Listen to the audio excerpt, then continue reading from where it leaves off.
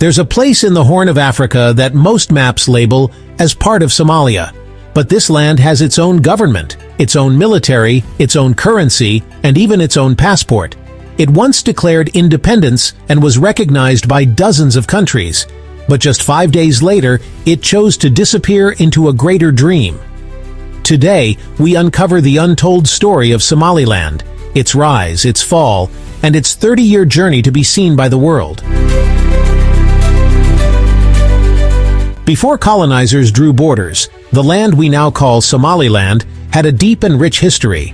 It was part of ancient trade networks, especially the city of Zayla, a coastal hub connecting Africa with Arabia and Asia. Merchants traded frankincense, ivory, gold, and knowledge. By the 13th century, the area was home to powerful Somali Islamic kingdoms like the Adal Sultanate. One of its most famous figures, Imam Ahmed Gurey, the fearless Somali general who led an army into the Ethiopian highlands in the 1500s, almost defeating one of Africa's oldest empires using advanced Ottoman weapons. Somaliland wasn't just a land, it was a force.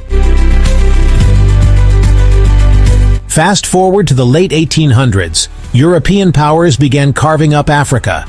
Britain took the north and established the British Somaliland Protectorate. Italy took the south, forming Italian Somalia. Though both were Somali in culture, they developed separately for decades. Different rulers, different systems, different futures. British Somaliland was ruled more loosely. It had fewer colonial investments, but more autonomy. The people held on to their own clan systems, customs, and identity. Even during World War II, the British briefly lost control to Italy, then took it back again. But everything changed in 1960. On June 26, 1960, British Somaliland became an independent nation. It was not a dream, it was real. It had a flag, a constitution, and was recognized by over 30 countries, including the UK, Egypt, and the United States. But only 5 days later, it made a historic decision to unite with Italian Somalia and form the Somali Republic on July 1st. Why? Because the dream was Big Greater Somalia, a united land for all Somali people, from Djibouti to Ogaden in Ethiopia to the NFD in Kenya. It was the beginning of a new nation, but also the beginning of Somaliland's disappearance from the world stage. The unity did not go as planned. Soon, people in Somaliland began to feel ignored and underrepresented. Government power was centered in Mogadishu. Development projects, military leadership, and resources all flowed south. Frustrations grew. By the 1980s, under Siad Barre's dictatorship, things turned violent. The Somali national movement, mostly from the north, began resisting. In response, the government bombed the city of Hargeisa, killing thousands. It was one of the worst massacres in Somali history. Somaliland had had enough. In 1991, as Somalia collapsed into civil war, Somaliland made its move. On May 18, 1991, Somaliland declared independence once again, based on its pre-1960 borders.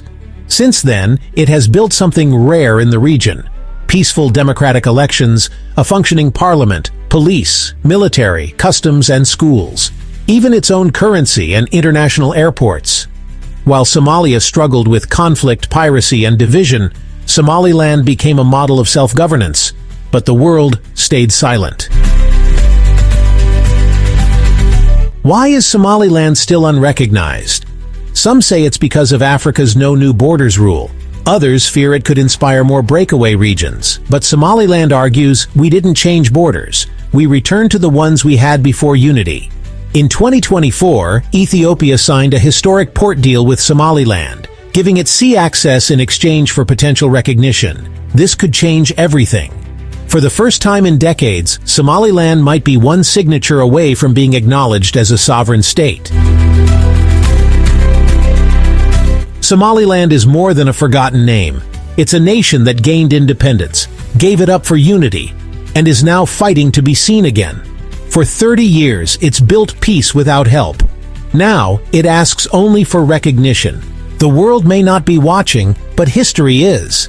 Don't forget to like, comment, and subscribe for more untold stories from the Somalia and Horn of Africa.